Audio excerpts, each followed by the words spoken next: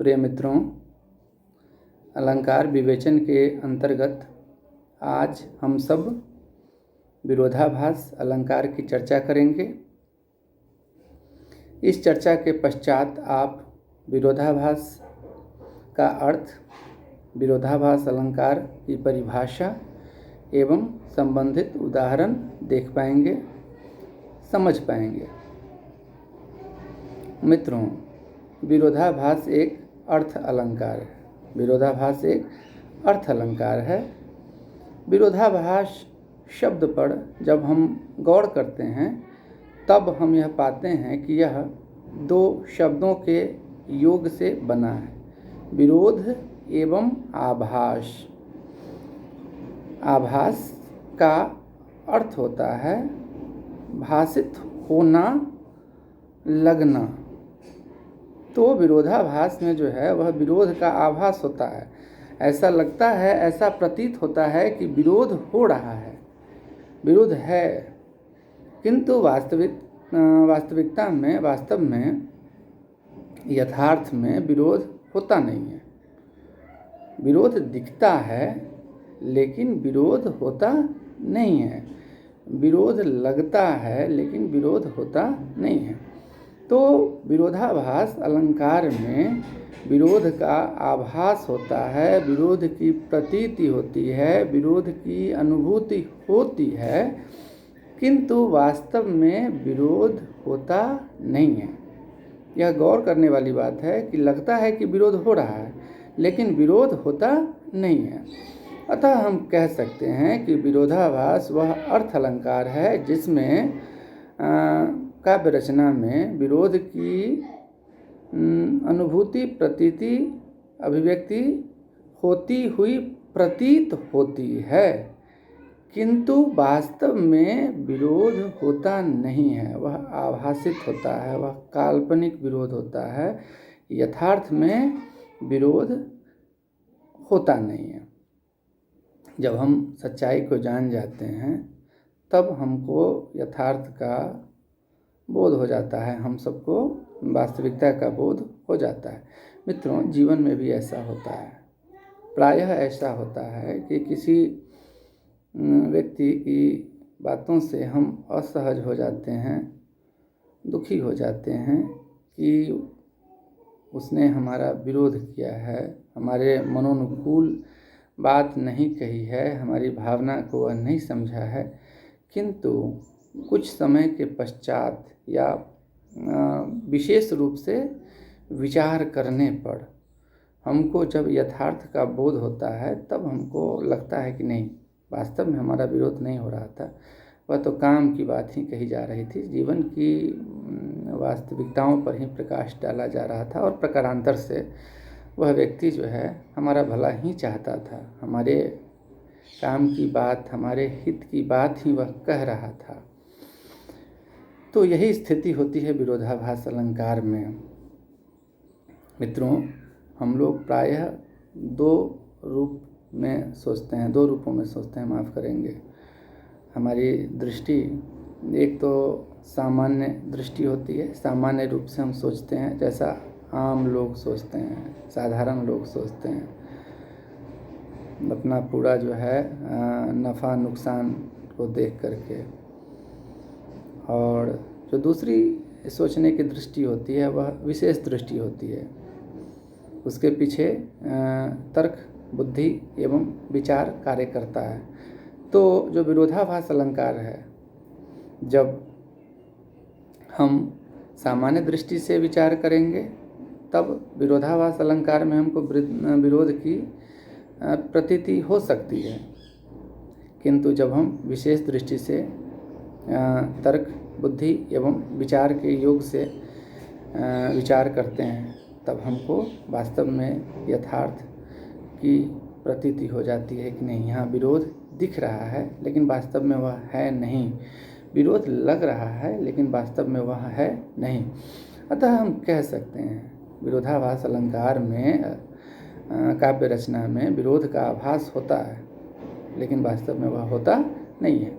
मित्रों, अब हम लोग समझने के लिए दो उदाहरण देख लेते हैं। विरोधाभास अलंकार के 2 उदाहरण देखकर हम लोग समझेंगे। जो पहला उदाहरण है वह है, या अनुरागी चित्त की गति समझै नहीं कोई, या अनुरागी चित्त की गति समझै नहीं कोय, ज्यों ज्यों बूढ़े श्याम रंग त्यों त्यों उजलो होए। मित्रों, अब यहाँ पर जो है श्याम यानी काला, तो काले रंग में डूब करके कोई उजला कैसे हो सकता है? काले रंग में डूबकर कोई उजला कैसे हो सकता है? जैसे जैसे काले रंग में डूबता चला जाता है वैसे वैसे सफ़ेदतर सफ़ेदतम और उजला होता चला जाता है। तो यहाँ जो है यह विरोधाभास है। काले रंग में डूबकर और भी सफ़ेद होता जाना, किंतु जब हम विशेष रूप से विचार, तर्क एवं बुद्धि के योग से इस दोहे के जो इस दोहे में जो मार्मिक अर्थ जो व्यंजना ध्वनित हो रही है उस पर विचार करते हैं, तब हमको यथार्थ का बोध हो जाता है। ईश्वर की भक्ति में जैसे जैसे व्यक्ति डूबता चला जाता है, जैसे जैसे उसका चित्त ईश्वर की भक्ति से आप्लावित होता चला जाता है, वैसे वैसे उसके चित्त की, हृदय की जो मलिनता है, जो बुराई है, जो श्याम रंग है, जो काला रंग है, जो कालिमा है, जो दुर्गुण हैं, जो अवगुण हैं, वे दूर होते चले जाते हैं और उसका जो हृदय है वह उज्जवल होता चला जाता है, निर्मल निश्चल होता चला जाता है। प्रकारांतर से यहाँ जो बात कही जा रही है कि भक्ति के द्वारा, श्रद्धा के द्वारा, प्रेम के द्वारा हृदय का उज्जवल पक्ष उद्घाटित होता है, उसका विस्तार होता है,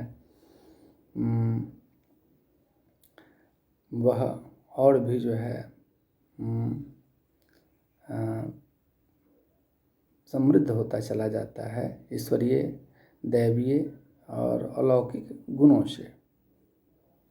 तो यहाँ पर हम लोग देखते हैं कि विरोध की प्रतीति, काले से सफ़ेद होते चला जाना, वह वास्तव में विरोध नहीं होता है।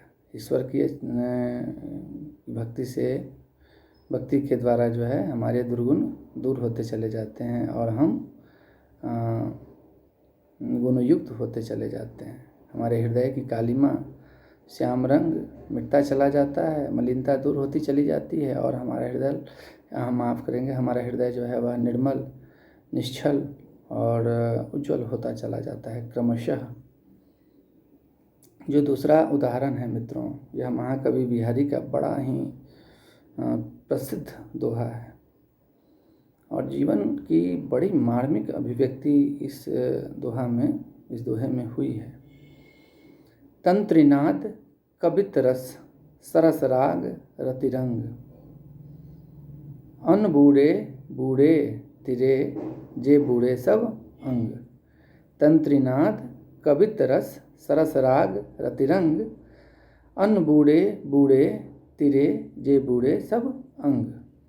अब देखिए,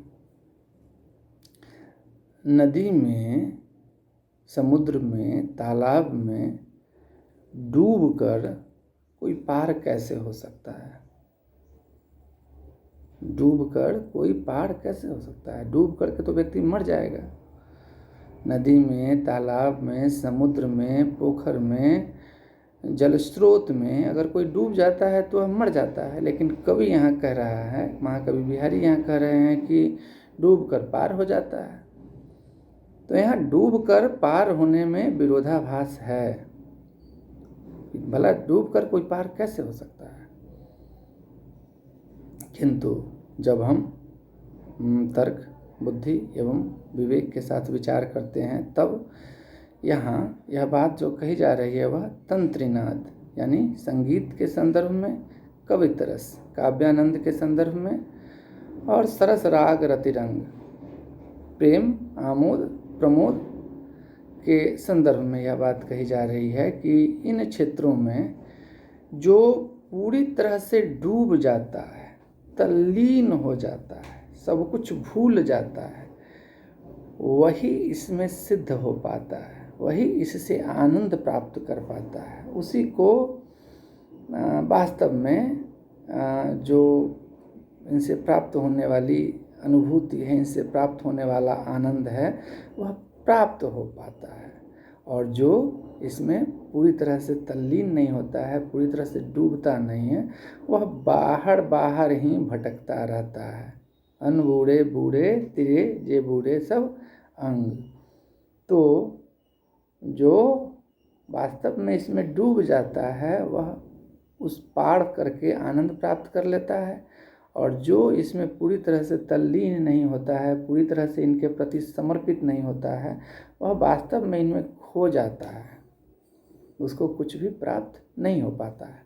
तो मित्रों, यहाँ हम देखते हैं कि इस दोहे में वास्तव में विरोध की प्रतीति दिखती है, लेकिन वह वास्तव में होता नहीं है।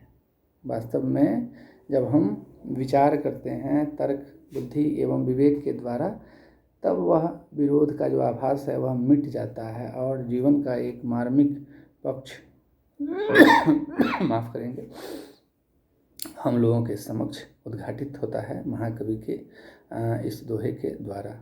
बहुत बहुत धन्यवाद आप सबका।